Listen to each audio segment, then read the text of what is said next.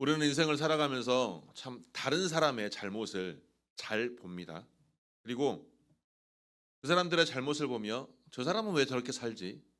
왜 저런 생각은 하지 못하지? 저 집사님은 왜 말을 저렇게 할까? 저 청년은 왜 이렇게 신앙이 부족할까? 믿음이 없을까?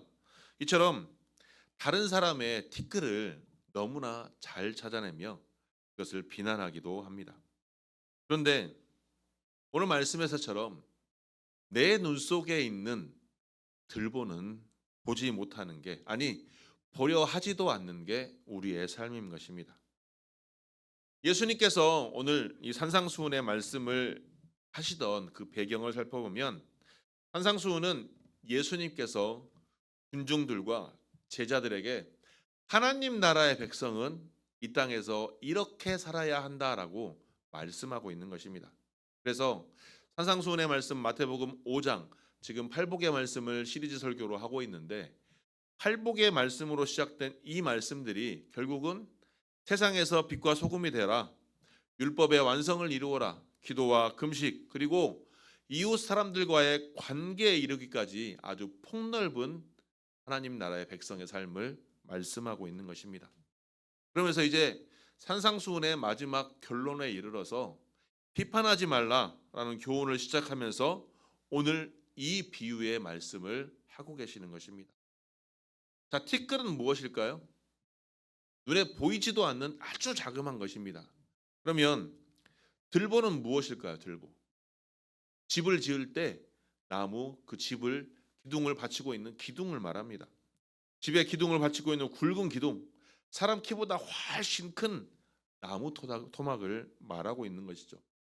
그런데 예수님께서는 오늘 이 티끌과 들보를 두 가지를 대비를 시키면서 형제의 눈 속에 있는 것은 티끌이고 나의 눈 속에, 즉 내 눈 속에 있는, 자신의 눈 속에 있는 것은 들보다라고 말하고 있으면서, 니는 들보를 가지고 있으면서 왜 형제의 티끌을 빼주겠다라고 나서느냐, 이렇게 말하고 있는 것입니다.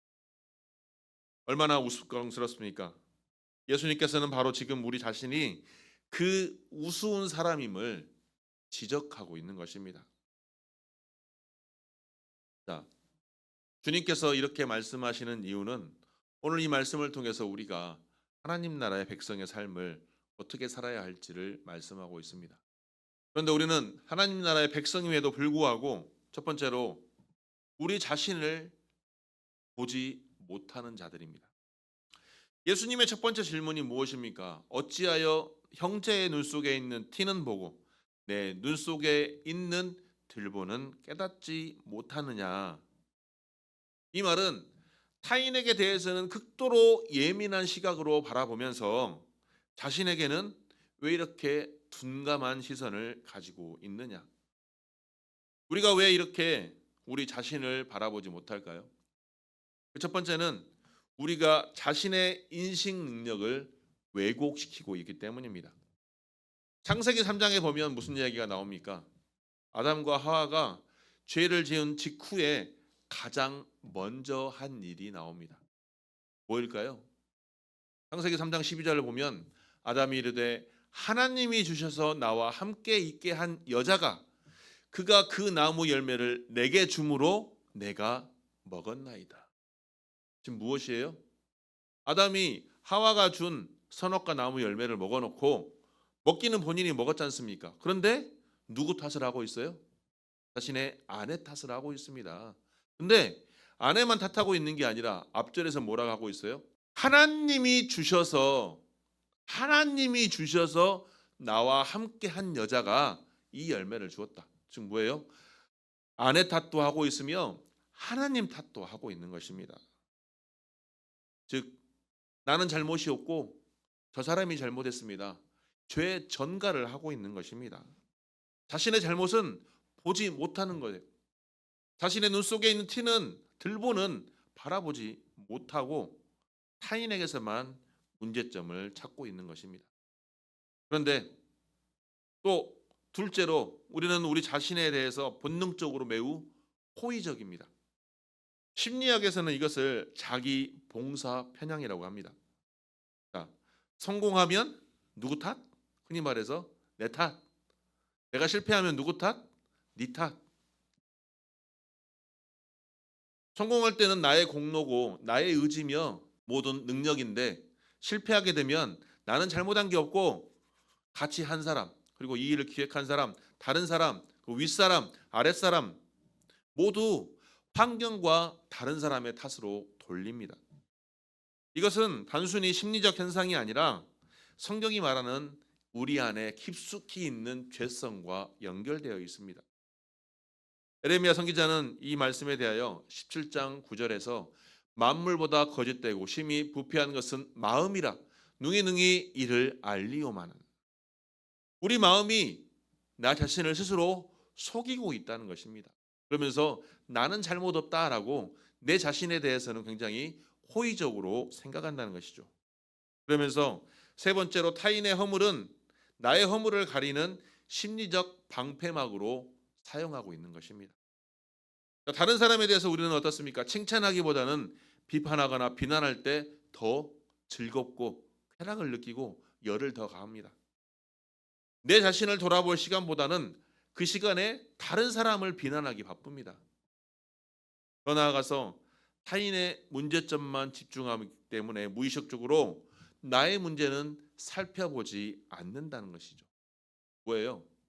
내 문제를 바라볼 때 내 문제를 바라봐야 되고 나의 잘못된 점을 회개하고 그리고 좀 더 발전적인 모습으로 나아갈 시간에 남의 잘못만 보며 남의 잘못만 비판하기, 비난하기 이른다는 것입니다. 그러면서 어떻습니까? 저 사람도 저렇게 사는데, 아니 세상 사람 모두가 저렇게 사는데 나 정도면 괜찮지 않나? 라고 생각하면서 나를 방패막 세우고 있다는 것입니다. 그런데 이러한 모든 것들이 오늘 예수님께서 말씀하시는 내 자신의 들보를 바라보지 못하는 매우 어리석은 것입니다. 성경은 자신을 바라보지 못하는 어리석은 사람들의 이야기를 많이 증거합니다. 사무엘하에서 12장에 다윗을 찾아온 나단 선지자의 이야기가 그 이야기 중에 하나입니다. 나단 선지자는 다윗에게 찾아와서 한 이야기로 비유합니다. 어느 가난한 사람의 어린 양을 빼앗아 손님에게 대접한 부자 이야기를 합니다. 그랬더니 다윗이 어떻게 합니까? 즉각 분노하며 이렇게 얘기합니다. 다윗이 그 사람으로 말미암아 노하여 나단에게 이르되 여호와의 살아계심을 두고 맹세하노니 이 일을 행한 그 사람은 마땅히 죽을지라. 그런데 이 말을 들은 나단 선지자가 뭐라고 말합니까? 너가 그 사람이다라고 얘기합니다. 다윗은 자신이 밧세바를 빼앗고 우리아를 죽인 그 장본임을 깨닫지 못하고 있었던 것입니다. 또 예수님 시대 바리새인들은 어땠습니까? 성경을 누구보다 잘 알고 율법을 누구보다 잘 지킨다고 말하지만 그들을 향해 예수님께서는 뭐라고 비난하십니까? 회칠한 무덤이라고 비난합니다. 왜? 겉은 깨끗하고 아름다워 보일지 몰라도 속은 어때요? 썩은 것이 가득하기 때문입니다. 겉과 속이 너무나 다르기 때문에 그들은 다른 사람을 비난하고 자신의 율법과 자신의 행위와 자신의 성경의 지식이 가득한 걸로 다른 사람들을 정죄하고 비난하기에 앞세웠지만 정작 그들 자신의 속에는 죄가 너무 가득했고 교만과 외식과 탐욕이 가득했기 때문입니다. 그래서 예수님께서 오늘 말씀을 통해 들보라는 단어를 사용하신 것입니다. 사실 들보가 우리 눈에 들어갈 수 있을까요? 말도 안 되는 이야기죠. 근데 그만큼 표현하여서 도무지 터무니없는 이미지를 사용하셔서 자기의 무지가, 우리의 무지가 얼마나 심각한 것인지를 강조하고 있는 것입니다. 사랑하는 성도 여러분, 오늘 우리 자신을 한번 돌아보시길 바랍니다. 최근에 내가 가장 심하게 비난한 사람이 있습니까?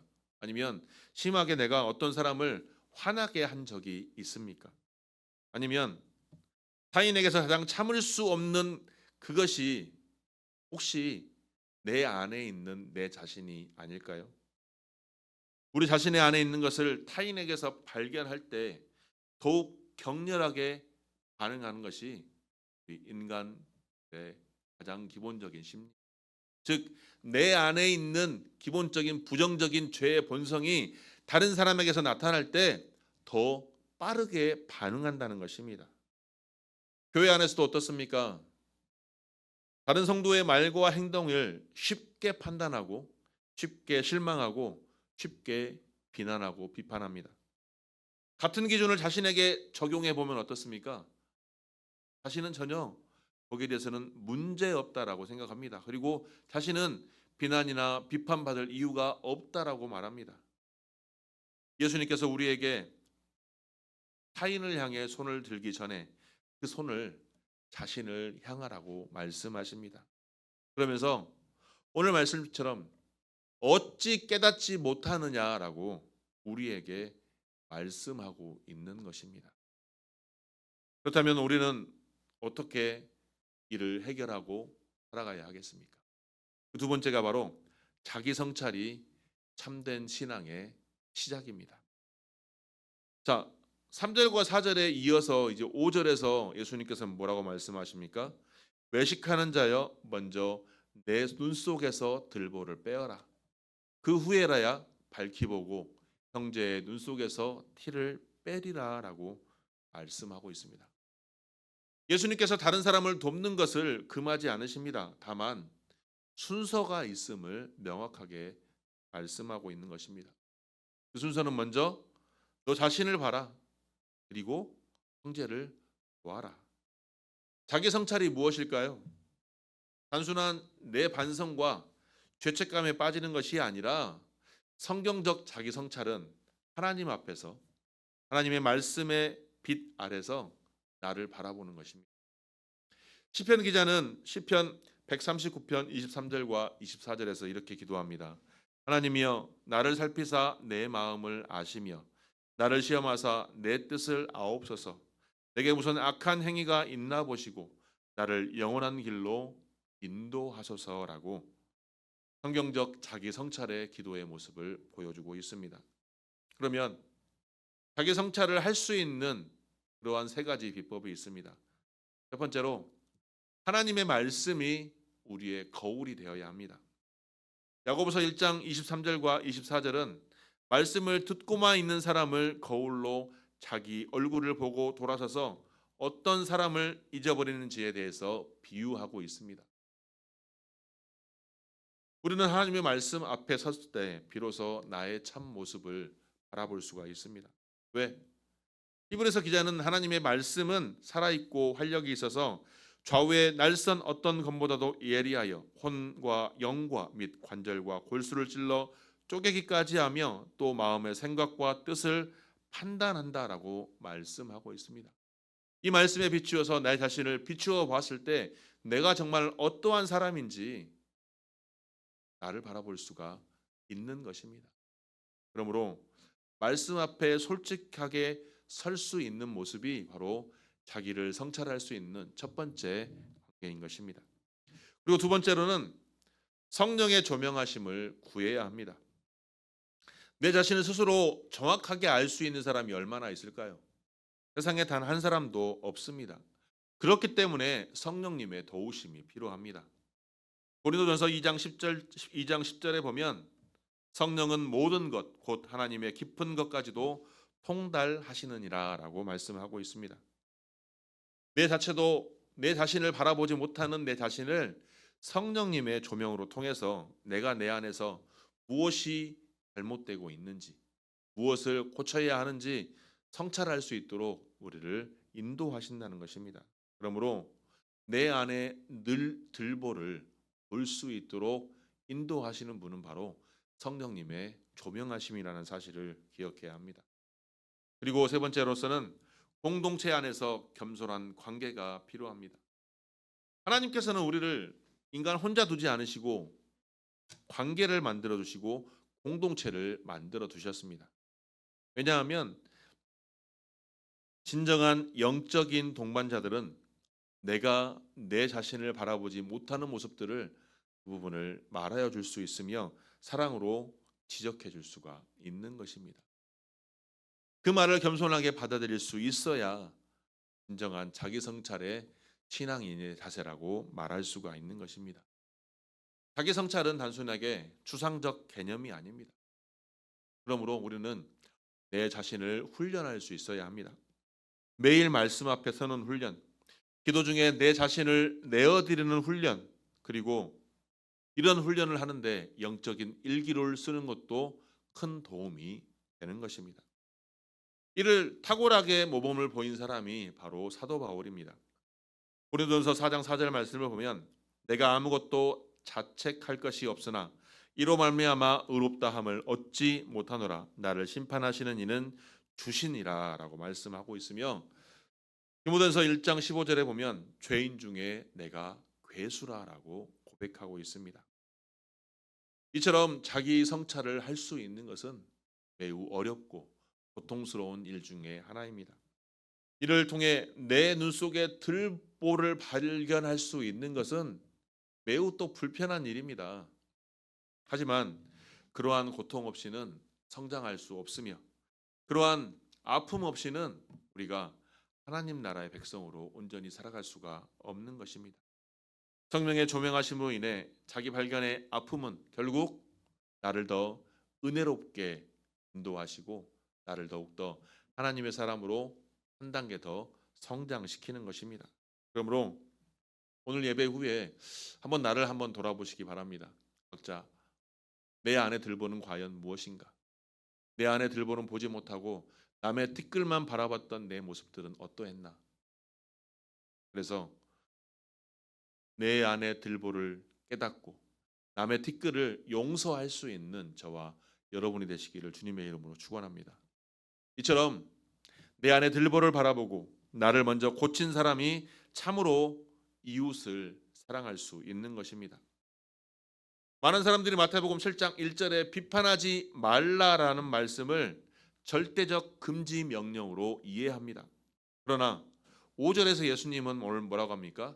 그 후에야 밝히 보고 형제의 눈 속에서 티를 빼리라 라고 말씀하고 있습니다. 예수님은 타인을 돕지 말라고 하시지 않습니다. 오히려 도울 거면 제대로 도우라라고 말씀하고 있는 것입니다. 내 안에 들보를 빼내고 밝히 본 후에, 즉 하나님의 그 사랑으로 다른 사람의 형제의 티를 빼주라고 말하고 있는 것이죠. 여기서 말하고 싶어하는 예수님의 핵심은 바로 동기와 자격입니다. 들보를 가진 채 형제의 티를 빼주려 하는 것은 바로 교만이고 외식입니다.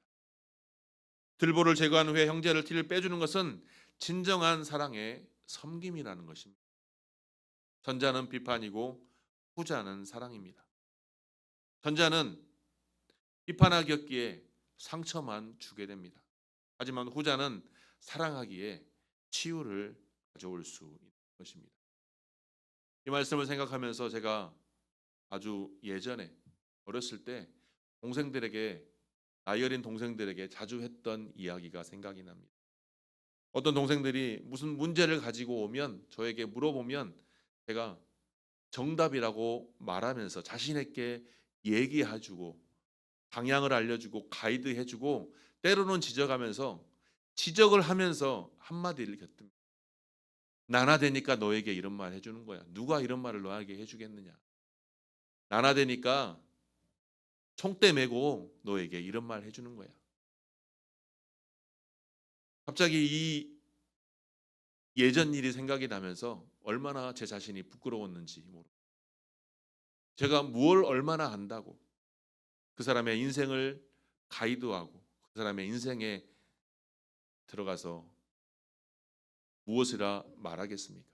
그러면서도 그것이 굉장히 잘한 것처럼 제 자신을 포장해서 나나되니까 너에게 이런 말을 해준다라고 그렇게 포장했던 어리석었던 기억이 생각납니다. 내 자신이 고쳐지고 내 자신이 성찰이 된다면 그러한 사람에게는 세 가지 특성이 있습니다. 첫 번째로 겸손함을 가집니다. 자신의 들보를 발견하고 그 고통을 경험한 사람은 다른 사람 앞에서 굉장히 겸손하여 지는 것입니다. 나도 너와 같이 아픔이 있었다. 아니, 너보다 더한 죄인이었다. 갈라디아서 6장 1절 말씀에 형제들아 사람이 만일 무슨 범죄한 일이 드러나거든 신령한 너희는 온유한 심령으로 그러한 자를 바로잡고 너 자신을 살펴보아 너도 시험을 받을까 두려워하라라고 말씀하고 있습니다. 온유한 심령으로, 이 말씀이 바로 겸손한 자로, 겸손한 마음으로, 겸손한 행동으로 하나님의 은혜로 고쳐진 사람이 가질 수 있는 태도인 것입니다. 그리고 두 번째로 자신이 고쳐진 사람은 공감하는 능력을 가집니다. 자신의 약함과 실패를 경험한 사람은 타인의 아픔을 공감할 수가 있습니다. 그래서 고린도후서 1장 4절에서 바울은 하나님이 우리를 위로하시는 이유를 이렇게 설명합니다. 우리의 모든 환난 중에서 우리를 위로하사 우리로 하여금 하나님께 받는 위로로서 모든 환난 중에 있는 자들을 능히 위로하게 하시는 이시로다. 하나님의 위로를 받은 사람만이 다른 사람을 위로할 수 있는 것입니다. 공감의 능력이 나타나는 것입니다. 예전에는 목회를 감동만 주면 잘한다라고 했다고 합니다. 그러나 요새는 감동 플러스 공감입니다. 그 성도의 마음을 공감할 수 있어야 합니다. 그 성도의 아픔을 공감할 수 있어야 합니다. 그 사람의 마음을, 상황을 공감할 수 있어야 진실로 그 사람을 위해 기도할 수 있는 것입니다. 꼭 목회자뿐이겠습니까? 우리 믿는 그리스도인들이, 믿지 않은 많은 사람들이 내 주변에 내 이웃의 아픔을 공감할 수 있는 귀한 은혜가 함께하길 소망합니다. 그런 자들이 자신의 들보를 제거하는 은혜를 경험하고 형제의 티를 사랑으로 빼줄 수 있는 자격이 생겨나는 것입니다. 그리고 세 번째로 자신이 고쳐진 사람은 은혜의 언어를 사용합니다. 자, 들보를 가진 혀는 어떻습니까? 내 안에 들보가 있는 사람들의 혀는 다른 사람의 티끌만 보기 때문에 늘 비판하고 정죄하는 언어만 사용합니다. 결국 그 언어를 사용함으로써 상대방과 관계가 무너지게 되고 파괴되고 결국 공동체가 분열이 됩니다.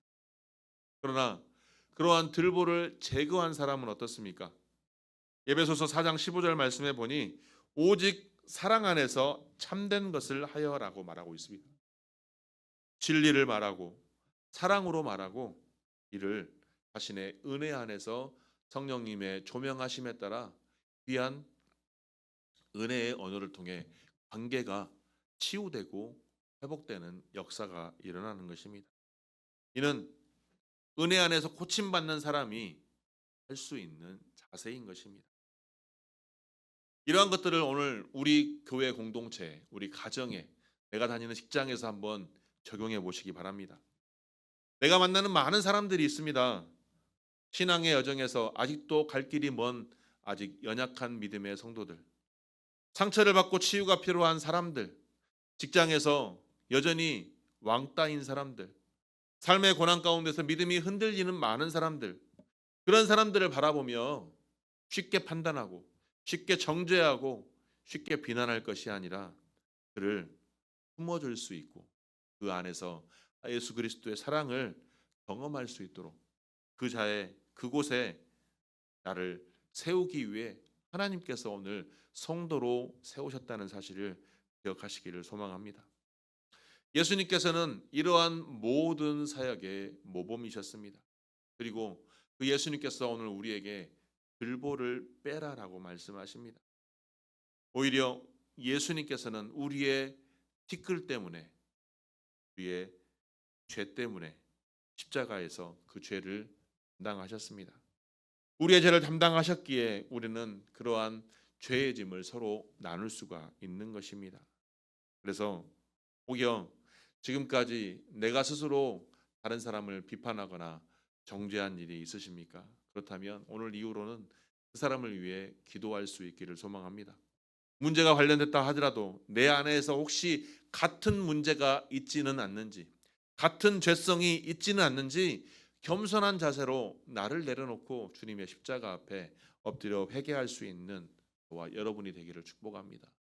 그러할 때 내 안에 그리스도의 사랑이 넘쳐나고 내 안에 그리스도의 온유와 겸손함이 넘쳐나서 그러한 사랑과 온유와 겸손함으로 다른 이들에게 예수 그리스도의 사랑을 전하고 그 사랑 속에서 오히려 내가 속한 공동체가 하나님의 은혜 속에 축복된 공동체가 되기를 주님의 이름으로 축원합니다.